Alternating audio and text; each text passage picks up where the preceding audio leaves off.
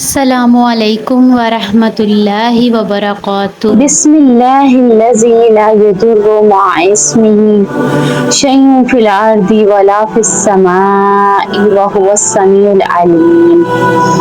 شروع اللہ کے نام کے ساتھ جس کے نام کی برکت سے کوئی چیز نقصان نہیں پہنچا سکتی، زمین کی ہو یا آسمانوں کی، اور وہ خوب سننے والا اور جاننے والا ہے۔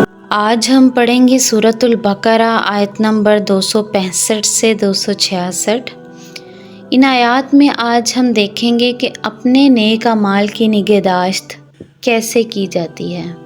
آپ سے گزارش ہے کہ میرے چینل قرآن اسپرٹ کنیکٹ کو سبسکرائب کر دیں اور بیل آئیکن کو لازمی کلک کر دیجیے گا تاکہ میری نیو اپ کمنگ ویڈیوز کے نوٹیفیکیشن آپ کو مل سکیں۔ جزاک اللہ۔ اعوذ باللہ من الشیطان الرجیم، بسم اللہ الرحمن الرحیم۔ سورۃ البقرہ آیت نمبر 264۔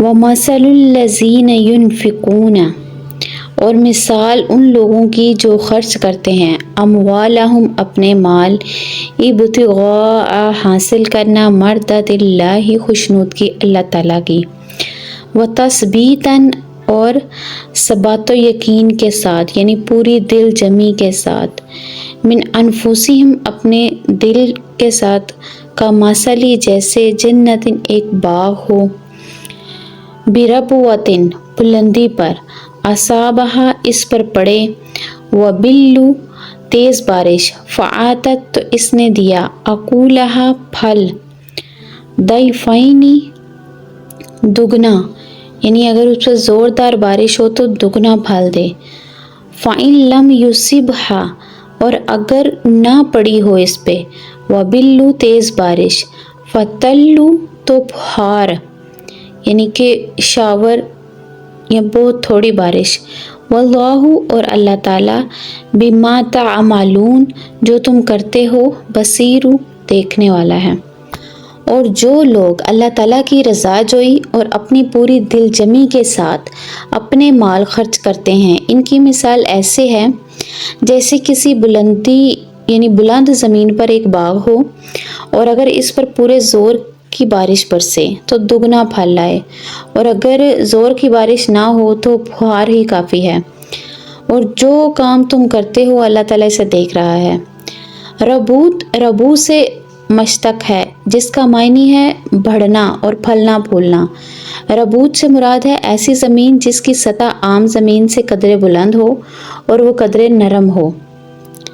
ایسی زمین عموماً سرسبز و شاداب ہوتی ہے۔ اور وابل یا زوردار بارش سے مراد ہے انتہائی خلوص نیت سے اللہ تعالیٰ کی رضا کے لیے اور اپنی دل کی پوری خوشی سے مال خرچ کرنا۔ اور پھوہار سے مراد ایسی خیرات ہے جس میں یہ دونوں باتیں موجود تو ہوں مگر اتنے اعلیٰ درجے کی یعنی اتنے اعلیٰ درجے کا مال نہ ہو یا اتنے اعلیٰ درجے کی خیرات نہ ہو۔ دونوں صورتوں میں اجر و ثواب تو ضرور ملے گا، مگر پہلی صورت میں جو اجر ثواب ملے گا وہ پچھلی صورت میں بہرحال کئی گنا زیادہ ہوگا۔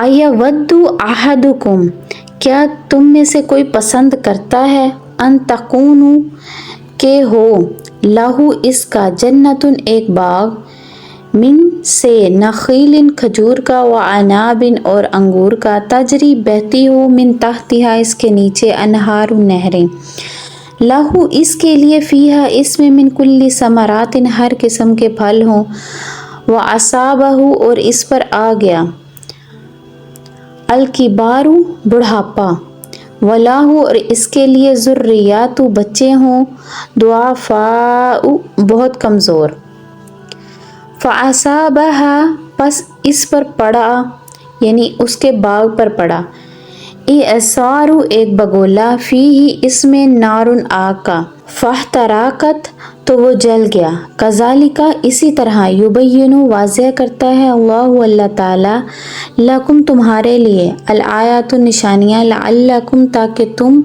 تتفکرون غور کرو۔ کیا تم میں سے کوئی شخص یہ پسند کرتا ہے کہ اس کا کھجور اور انگور کا ایک باغ ہو جس میں ہر طرح کے میوے پیدا ہوتے ہوں، اور اسے بڑھاپا آ لے اور اس کی اولاد چھوٹی یعنی کہ انتہائی کمزور ہو، ان حالات میں اس کے باغ کو ایک आग का बगोला आले, यानी कि जो पूरा बाग जला डाले। अल्लाह ताला इसी अंदाजे से अपनी आयत खोल कर बयान करता है ताकि तुम इसमें गौर व फिक्र करो। एक दफ़ा हज़रत उमर फ़ारूक रज़ी अल्लाह ताला अन्हो सहाबा से इस आयत का मतलब पूछा। सहाबा कराम ने कहा वल्लाह इलम। हज़रत उमर रज़ी अल्लाह ताला अन्हो ने गुस्से से कहा ये क्या बात हुई, साफ कहो, हमें मालूम है या नहीं मालूम। इस वक़्त हज़रत इब्ने अब्बास रज़ी अल्लाह ताला अन्हो कहने लगे अमीरुल मोमिनीन, मेरे दिल में एक बात आई है। आपने कहा भतीजे बयान करो और अपने आप को छोटा ना समझो। इब्ने अब्बास रज़ी अल्लाह ताला अन्हो कहने लगे अल्लाह ताला ने ये अमल की मिसाल बयान की है। हज़रत उमर रज़ी अल्लाह ताला अन्हो ने पूछा कौन सा अमल। इब्ने अब्बास रज़ी अल्लाह ताला अन्हो इसका कोई जवाब ना दे सके तो हज़रत उमर रज़ी अल्लाह ताला अन्हो ने कहा ये एक मालदार शख्स की मिसाल है जो अल्लाह ताला की अताअत में अमल करता रहता है, फिर शैतान इस पर गालिब आ जाता है और वो गुनाहों में मसरूफ़ हो जाता है और इसके नेक अमाल सब के सब फना हो जाते हैं।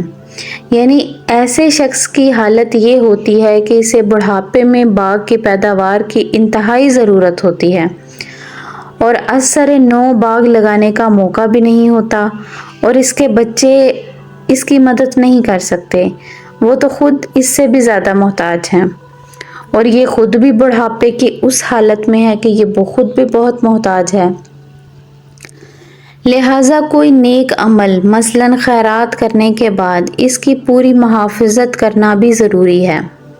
यानी अगर आप कोई नेक काम कर रहे हैं, कोई नेकी कर रहे हैं तो उसकी हिफाजत करना भी ज़रूरी है ताकि आपको उसका अजर रोज़े क़यामत मिल सके। और हिफाजत कैसे होगी कि यानी जिस पर भी एहसान किया या जिसके साथ भी नेकी किया उसको एहसान नहीं जताना, उसको तकलीफ़ नहीं पहुंचानी। और दूसरा है शिरक ना करें। शिरक कर बैठने से अपने बाग को जला ना डाले, यानी कि जो नेकियां कर करके उसने अपने लिए बाग तैयार किया है वो उसको जला ना डाले कि आखिरत में इसे अपने आमाल में से कोई चीज़ भी हाथ ना आए, जबकि इसको अमाल की शदीद ज़रूरत होगी।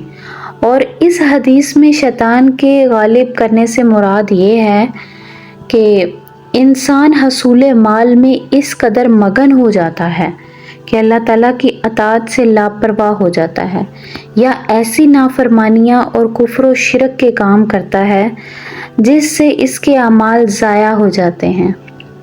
यानी कि अगर आपने कोई नेकियां की हैं, कोई नेक अमाल किए हैं तो उनका अजर हासिल करने के लिए भी आपको उनकी मुहाफ़िज़त करनी पड़ेगी कि आपको उस नेक अमाल का दिखावा नहीं करना, जिस इंसान के साथ नेकी की है उसको अज़ियत नहीं देनी, एहसान नहीं जताना और शिरक नहीं करना, अल्लाह ताला की ज़ात के साथ किसी को शरीक नहीं करना।